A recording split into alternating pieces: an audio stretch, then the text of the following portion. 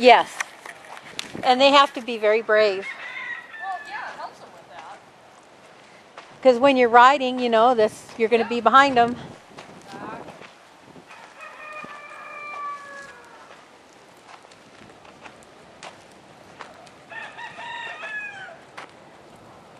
And they're like riding a giant noodle at first. Yeah.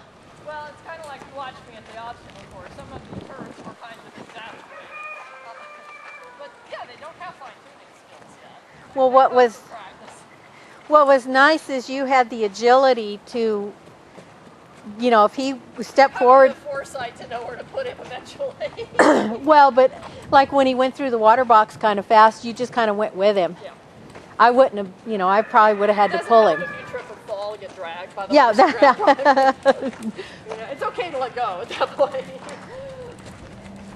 And it's safe to let go there. It is. You know, the lines may get tangled on stuff, but haul it all in. Especially if they're this used to them, it's not that good. What are you doing that lid?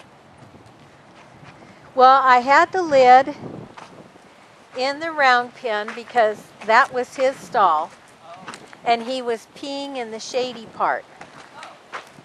And then if I wanted to lunge in the round pen, they'd slip in the wet spot. So I put trash can lids where he peed. You don't want to pee on that. It's not. Right. And so sometimes he'd flip them over and move them. And Now, see, Pawnee would have thought of that as target training. Darn if I could get that hook not to be installed. I took all the shavings out and had rubber mats in. Now, you would think that's about as uninviting as this litter box could be. Why do you think the tarps are under the thing? Yeah. I didn't want him to pee in the loafing shed. Because if the mare pees there, he pees on it, then she pees on it, then he pees on it, and then it just becomes a toilet. Yes. And a stinky one. Oh, it just drove me nuts. Doug's horse was so neat. He in one spot out in the corral. And he pooped in one corner of the corral, just near the bin. Yeah. I think if I'd parked the bin in his corral, he'd pooped in it. Isn't it funny when you clean stalls, almost all the time when I clean stalls, the horse will come out and smell around and poop. Oh, yeah. It's like here. Dan has been known to turn around and present so I can catch it with the fork. The only problem is he has a rather large pile. Yeah. It fit on the fork, but at least it was nice of him to talk. Yeah. I'd like to think that was a kindness on his part, or he wasn't just saying, "Yo, slave." Yeah. In his case, I think he's being nice. I always say I'm Fifi. The maid service is here this morning, and Nope. I did say stop that last line. he's so funny, isn't he? The way he. About it, but he's like, "No, I'm gonna no."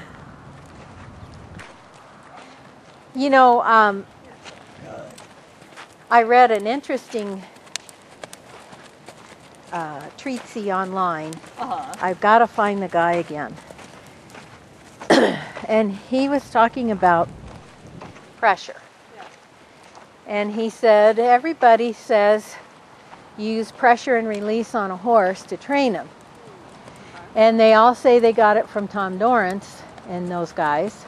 And he said, but they misinterpreted what he was saying. They said a horse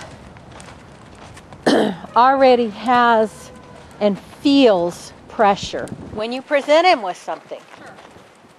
And he said, your job is not to put more pressure on top of that. Your job is to help him find a way to release that pressure he puts on himself when he's presented with something. Finding the escaper. Right. And he said everybody wants to up the pressure until the horse performs. Look at the bits that are harder and harder and Yeah. harder. It'll make them lighter.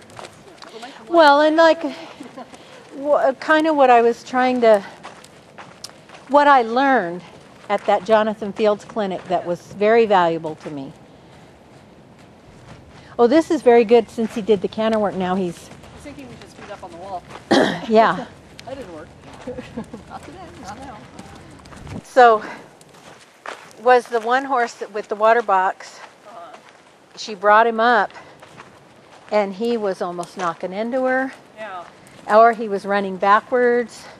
And the clinician said, when you put a whole bunch of pressure on a horse in front of a horse trailer or a water box or any obstacle, when you up the pressure trying to force them to do something, you're going to make that horse reluctant to even approach it. And he said, do you ever see horses that they're 30 feet from the trailer and they start rearing and spinning? And and he said, because you've created... Instead of making that trailer the happy place, it's the place where the whip comes out. That's pain for and he said you want to make just in front of the trailer the sweet spot. And he said they'll go in. And I'm trying to think who the trainer was I saw working that. It was some Western trainer on RFD TV when they first started RFD TV. And the guy's out in this field and there's a wooden bridge. Just a trail bridge. And this horse didn't want to go near it. Okay.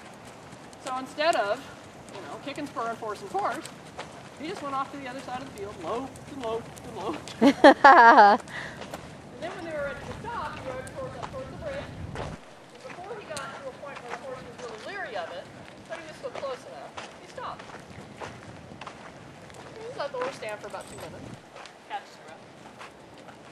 And then he asked him to go forward towards the bridge, and if there was any reluctance whatsoever, no problem, he just turned and go low and low and low. Gosh, pretty soon that horse wanted to go to that bridge so bad. I thought, well, you know, there's the first thing, is you got to get him to calm down and regard the thing rather than be fearful of it. And that doesn't mean he has to put his foot on it today, but he needs to be able to stand near it without anxiety. And eventually the curiosity will kick in. You hope.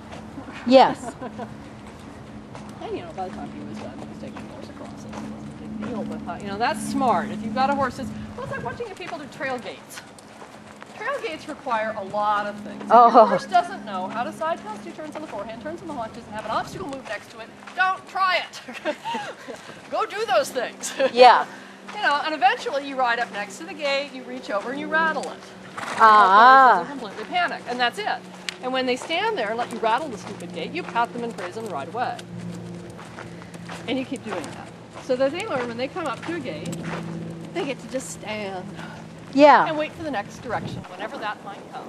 And they need to stand and wait. Not just hurry on through. The most obnoxious ones are the ones that try to open the gate themselves, and especially when you have a rider who thinks that's cute. Wait till your dog gets caught on the latch of the gate one day, and you're going to discover that really isn't much fun to ride through. Dan's a little obnoxious with gates sometimes, our own gates, because, you know, that means we're going. And so that's part of our training is we stop and stand. And sometimes I make him stand a really, really long time. And he's learned the national anthem. And when we finish a gate, we stop and stand. And we just hang out. Going through a gate does not mean zoom. Now, Kathy, talk about, kind of loudly, how important it is to have the horse wait for you to cue him and not... Oh gosh, you don't want them making... It's not a trick. We're not teaching them that gates are a trick that we learn and then he can do it his own way. You know, it is very specific training. And just like side passes or any of those movements, we don't want him to second guess you, become a smart aleck and say, I can do 16 of those steps, watch me. Because it's going to pay off later when you are asked to side pass 3 steps and go over a log, and your horse will listen and take each step one at a time as he's asked.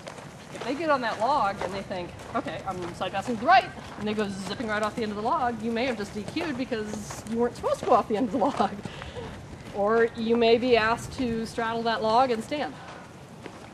And that gets interesting when you have horses who do a lot of side passing. They get there and they're straddled and they're waiting for you to say something, and then they assume you've lost your mind and they can just show you what you're supposed to do because obviously you've forgotten the cue.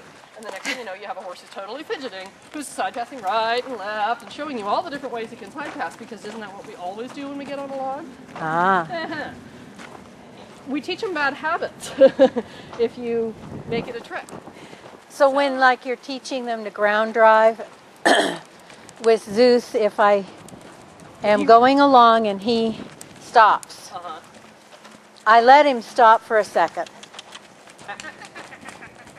See, I did pull on that left rein and you ignored me. And I'm stubborn. Because we're heading with you.